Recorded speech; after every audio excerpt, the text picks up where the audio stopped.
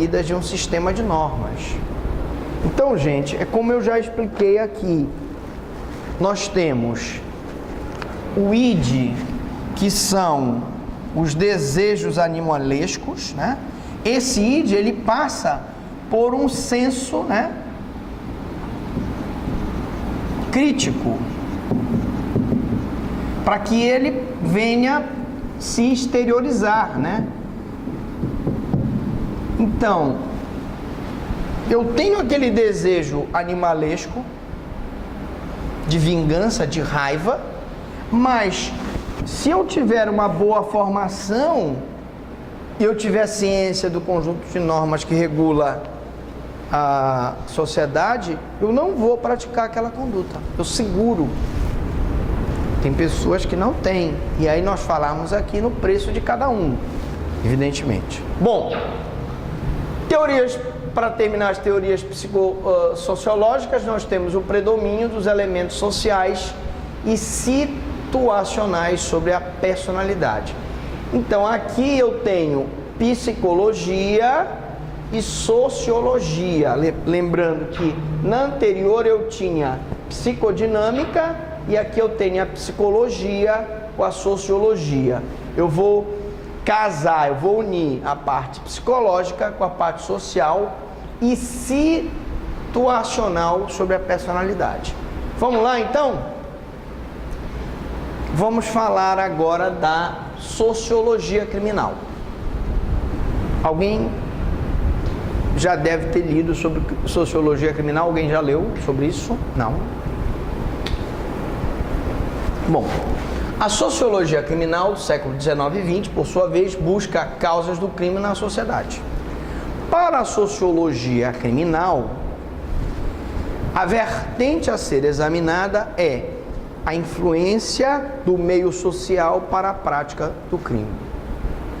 Veja que elas se completam. Na verdade, eu não diria que uma nega a outra. Cada uma busca uma origem para a prática do crime. Então, o crime aqui é analisado como um fenômeno coletivo, sujeito às leis do determinismo sociológico e, por isso, previsível. Esse determinismo sociológico é que é a crítica de qualquer teoria. Porque eu não posso, num ser humano complexo, dizer exatamente, vou determinar, ele é assim e vai fazer assim, assim, assado. Porque o ser humano é muito complexo, eu não posso ter essa racionalidade absoluta, esse cálculo matemático. O cara é pobre, nasceu num lugar pobre, o pai é drogado, é viciado, é traficante, a mãe é prostituta, então ele vai ser também um marginal? Não é isso. Ou o cara é rico, mora numa casa com piscina, com 2 carros, tem um dinheiro e ele não vai praticar crime? Também não é verdade, tá? A sociedade contém os germes de todos os crimes. É bem verdade, né? É bem verdade. O criminoso é instrumento do tecido social. A solução para o problema está na reforma das estruturas sociais. A sociedade tem os criminosos que merece. É bem verdade, né? Alguém disse algum dia que a sociedade tem os políticos que merecem. E a sociedade tem também os criminosos que merecem.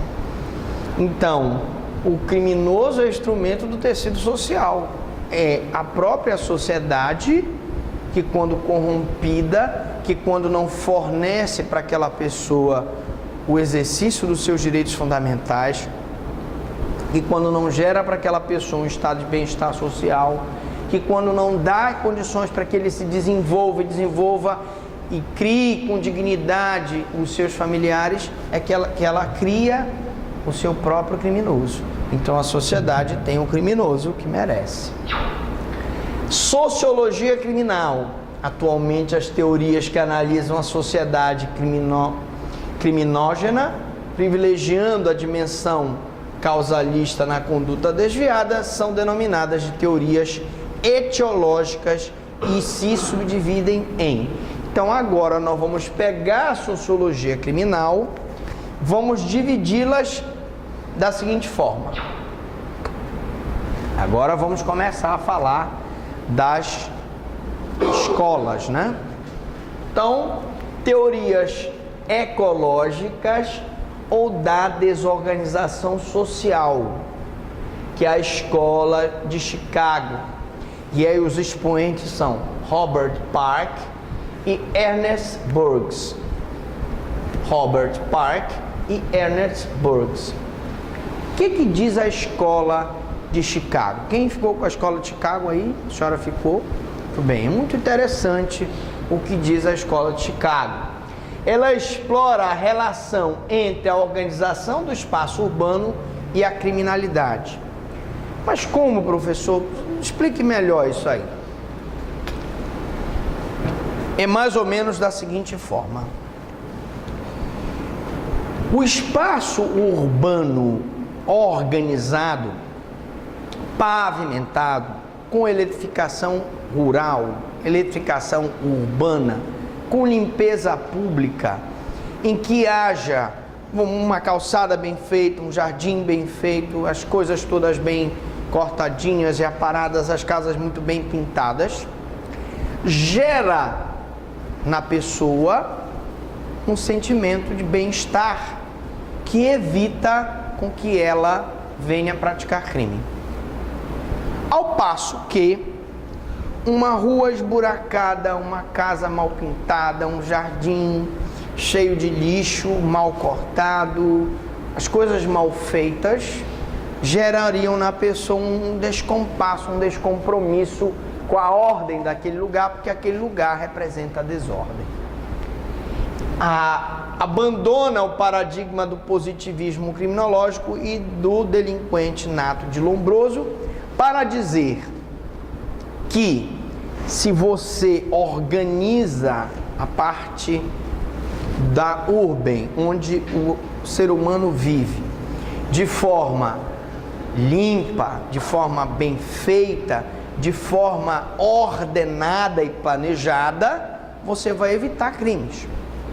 Um exemplo simples, o nosso trânsito caótico. Eu saio da minha casa para vir da aula e eu levo, se eu viesse a pé, eu levaria 5 minutos. Eu venho de carro, eu levo meia hora. E o trânsito, evidentemente, me afeta. Eu fico com raiva, eu quero ultrapassar, eu quero chegar. Às vezes é o ônibus que está trancando, às vezes é o carro que está em fila dupla. Então, tudo isso gera uma revolta no indivíduo, que uma hora, aí o cara te bate por trás. Você tem observado lá em São Paulo? As brigas mais bobas no trânsito, o cara bate o outro por trás, o cara já sai com a arma para atirar no outro. Por que isso? Porque o conflito já está aí na desorganização no espaço urbano. Tu entende? É só um exemplo simples, tá? E mais, quando o Estado quer efetivamente combater a criminalidade, ele precisa se fazer presente.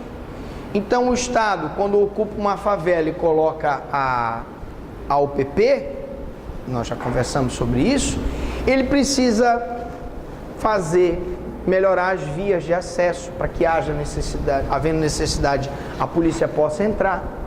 Ele precisa se fazer presente naquela comunidade, levando saúde, levando educação, levando lazer, dando àquela população oportunidade para ter um bom emprego, porque se ele não organizar o espaço urbano, ficar a rua sem acesso ao carro da polícia, não levar o saneamento básico, não levar a eletrificação, etc., com certeza haverá uma tendência à criminalidade.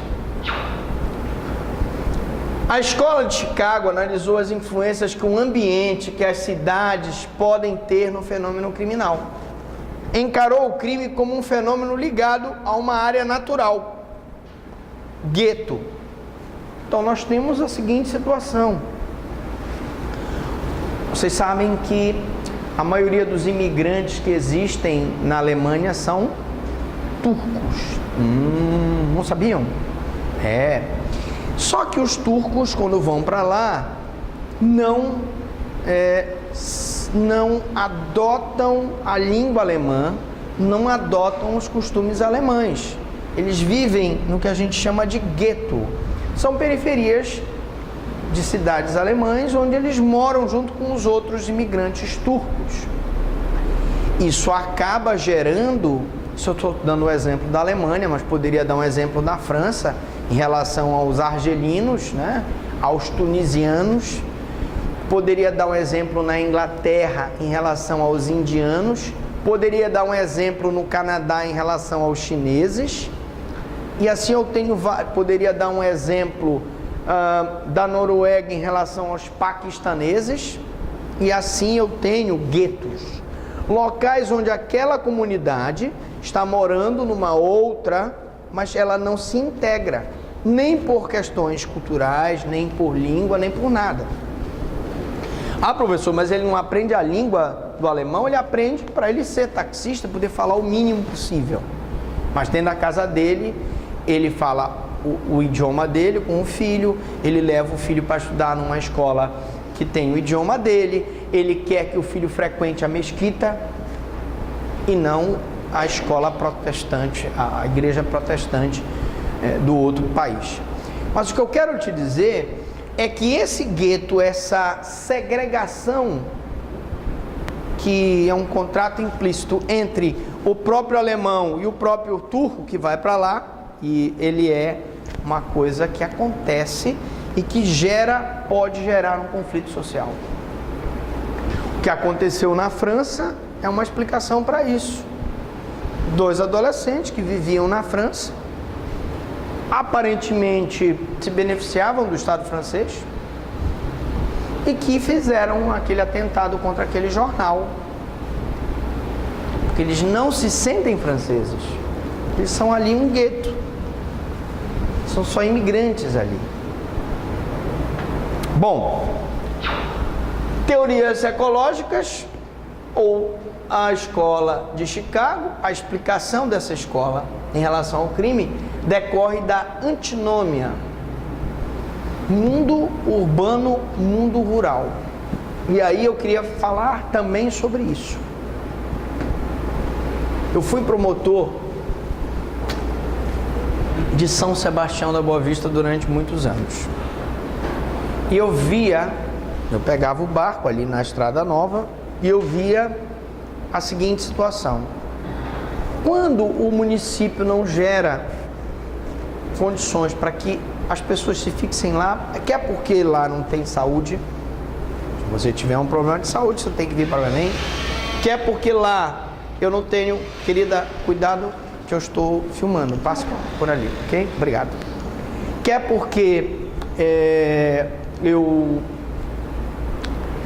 via situações assim, eles vinham para Belém porque não tinha saúde, não tinha educação, não tinha condições de emprego para os filhos. E aí eles vêm para onde? Eles vêm para a periferia. São pessoas pobres do interior que não têm condições de comprar uma boa casa. E aí vem o parente, geralmente o outro parente está morando do lado, o outro está do lado, em condições às vezes subhumanas. Existe grande probabilidade daquelas pessoas, por serem até marginalizadas pelo sistema, elas vão conseguir subempregos ou empregos de péssima qualidade, porque não tem até qualificação. Existe grande probabilidade daquelas pessoas, ou dos filhos ou netos daquelas pessoas, enveredarem a longo prazo pela criminalidade. E você tem um índice de criminalidade grande no Guamá, você tem um índice de criminalidade grande no Jurunas. Você pode pegar, eu só estou pegando aqui alguns exemplos. Você tem um índice de criminalidade grande na terra firme. Mas isso está relacionado à questão da urbanização. Nem todos que vêm para a cidade, que fazem o êxodo rural, tem condições de conseguir um bom lugar para ficar aqui na cidade. Então a escola de Chicago fala sobre isso. O cristianismo proclama o mandamento do amor ao próximo, mas na moderna sociedade não existe qualquer próximo. E é verdade. Cada vez mais você é um estranho para o teu vizinho. Eu, particularmente, posso dizer que eu não falo quase com meus vizinhos. O pessoal às vezes se encontra no elevador e diz: olha, fulano, olha quanto tempo não te vejo, tu namoras aqui. Porque hoje é tão difícil, ou a vida moderna te demanda tantas coisas. Então essa é uma grande verdade. Bom, vamos agora falar da teoria ecológica ou desorganização social, também chamada, né? E aí a gente muda um pouquinho o nome dela, é a mesma teoria, tá? Só que eu quero que vocês vejam outro nome dela, que ela também é chamada de Introduction of the Science of Sociology. Então a cidade moderna caracteriza-se pela ruptura dos mecanismos tradicionais de controle. Você vê que hoje não há tanto controle por parte da família. A família já não dá aquela estrutura moral e ética que ela deveria dar. Vizinhança, a influência da vizinhança. Você às vezes tem contato com a vizinhança, às vezes não. Às vezes você cria o teu filho dentro do apartamento. Porque o teu filho não pode ser colocado na rua hoje por conta da segurança que não há. Religião. E aí tem influência da religião. Evidentemente, nesses países, como eu disse, na Alemanha, na França, na Inglaterra, os árabes que lá residem continuam indo frequentar a religião islâmica, né? A escola, que tem mais influência hoje em relação ao teu filho do que tua própria criação dentro de casa. E pela pluralidade das alternativas de conduta. Você pode ser hoje um skinhead, você pode ser hoje um drag queen, você pode ser hoje um cara tatuado, você pode ser hoje... Existem várias situações. A sociedade se tornou complexa e te dá muitas opções. E a cidade então produz essa delinquência. Por causa da deterioração dos grupos primários, família e outras mais, modificação das relações interpessoais que se tornam superficiais, e realmente você faça a sua análise crítica. As tuas relações hoje, elas se tornam superficiais. Dificilmente tu consegues ter um amigo mais próximo. Tu te limita à tua família e um ou dois amigos mais próximos, porque realmente as relações estão cada vez mais superficiais. Alta mobilidade, perda de raízes do lugar de residência, né? Então você uma hora está aqui, outra hora o cidadão migra para um outro lugar, vai mudando de lugar e vai perdendo as raízes do lugar onde ele morava. Bom, agora vamos falar da teoria da subcultura delinquente. Teoria da subcultura delinquente. Quem ficou com a teoria da subcultura delinquente? Muito bem. Então isso muito lhe interessa, na verdade? As teorias da subcultura delinquente, elas são encabeçadas por Albert Cohen, e esse cidadão escreveu um livro chamado Delinquent Boys. Esse livro é a base da teoria dele. Ele diz o seguinte: a subcultura é uma cultura associada a sistemas sociais, incluindo subgrupos e categorias de pessoas, tais como grupos étnicos, que fazem parte de sistemas mais vastos, como organizações formais. O senhor pode explicar aí, professor Franklin? Vamos lá, vamos explicar isso aqui. Ora, gente, infelizmente, vou apagar aqui. Infelizmente, hoje eu tenho o que os radialistas chamam de cultura da bandidagem. O pai é traficante, né? A mãe participa do tráfico, eles praticam pequenas contravenções, jogo do bicho, por exemplo, e ele ensina o filho dele a usar arma. Ele filma o filho usando arma, ele induz o filho que aquela subcultura é o certo, que eles são marginalizados pela sociedade e que a forma deles ganharem dinheiro é através do tráfico. E aquilo vai passando de pai para filho. Os valores corretos da sociedade são dissipados, porque ele é uma subcultura. A mesma coisa a questão dos grupos étnicos. Quando eu falo de ataques terroristas na França, na Inglaterra, na Espanha, na Alemanha, na própria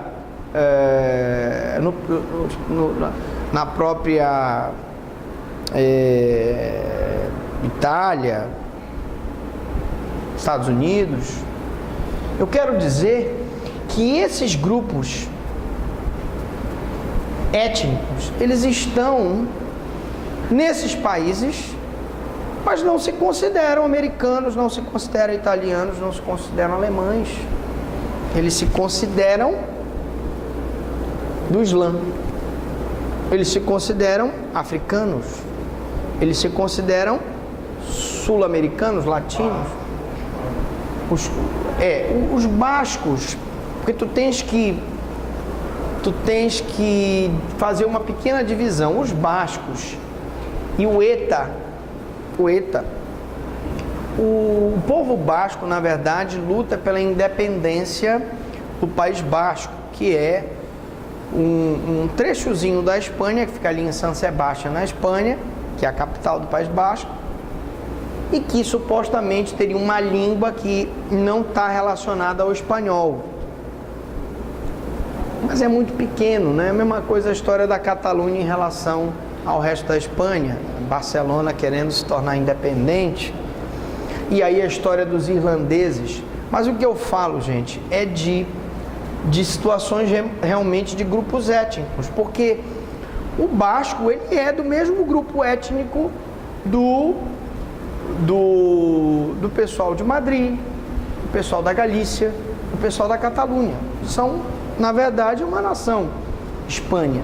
E por razões de distribuição de renda, eles alegam que fica mais dinheiro com Madrid e que Barcelona trabalha e rende e tem um produto interno bruto grande, que esse produto interno bruto poderia ser revertido para a Catalunha e, na verdade, parte do dinheiro vai para o governo central de Madrid. Mas o que eu quero mostrar aqui é que eu tenho realmente situações de grupos de paquistaneses, turcos, e aí não vamos também dizer que todas as pessoas do Islã não prestam, não é isso.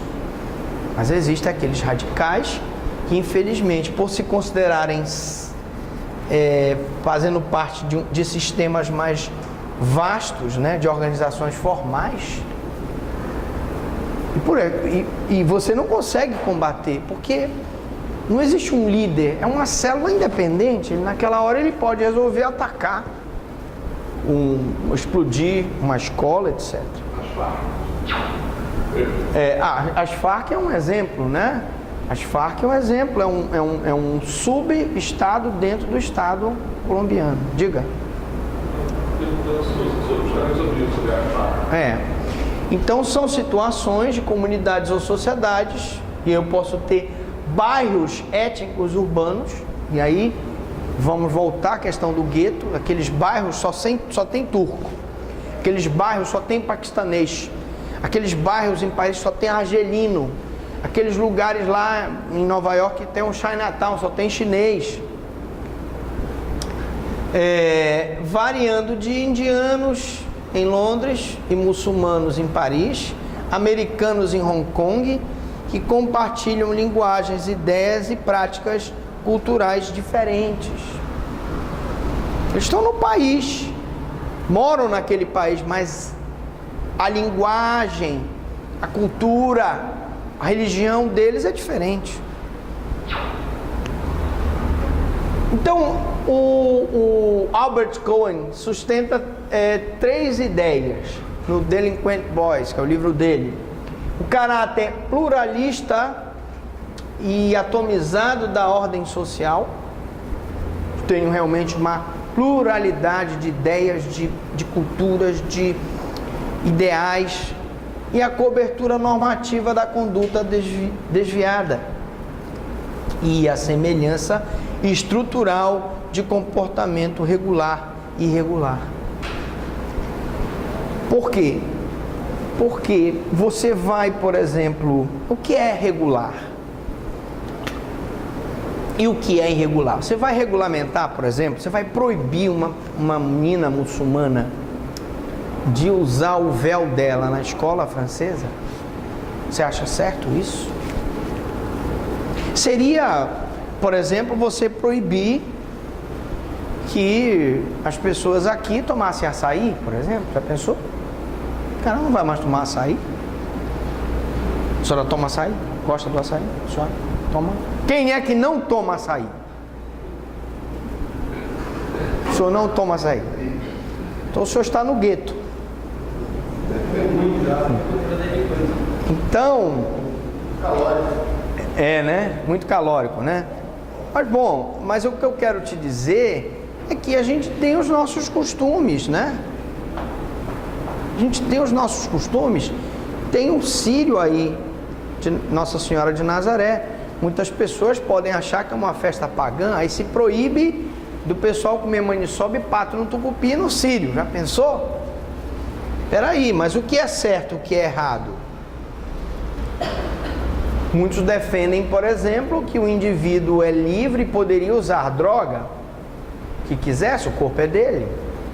Aí eu te respondo, mas o Estado vem e diz, mas vem cá, tudo bem, o corpo é teu, mas se tu usa droga e se tu vende droga para os outros também usam, todos vocês depois vão me gerar ônus porque eu vou ter que pagar o tratamento de vocês. A questão do credo religioso também é alcançado por essa teoria. Por exemplo, o evangélico que acaba matando ou contra a religião. Nós temos que ter muito cuidado, tá? Porque a gente precisa ter muito cuidado com essa questão evangélica, católica, né? E justamente porque a gente não pode chegar a uma conclusão do que é certo e o que é errado. Por exemplo, quando um pastor evangélico fala mal dos homossexuais e prega a cura gay, para a maioria das pessoas ele está errado, mas para eles lá eles estão certos. Quando a Igreja Católica é contra o aborto, para a maioria das mulheres que estão naquela situação, talvez seja a solução mais certa, mas para a igreja é uma situação errada. Então nós não estamos aqui para criar polêmica. Eu quero te dizer que é muito difícil, né? Diante da pluralidade social, diante da semelhança estrutural do comportamento regular com irregular, você dizer o que é certo e o que é errado. Eu posso não gostar de tatuagem, mas tu gosta de tatuagem, paciência. Eu gosto de cabelo curto, você gosta de cabelo comprido, você quer usar o brinco, eu não gosto de brinco. Então isso aí é muito complicado você entrar nessa área. Eu acho que cada um deve respeitar as convicções dos outros e um não deve se entrar na área de interesse do outro. Basicamente é isso. Bom, mas no Delinquent Boys o crime resulta da interiorização, ou seja, aprendizagem, socialização e motivação. É o que eu disse.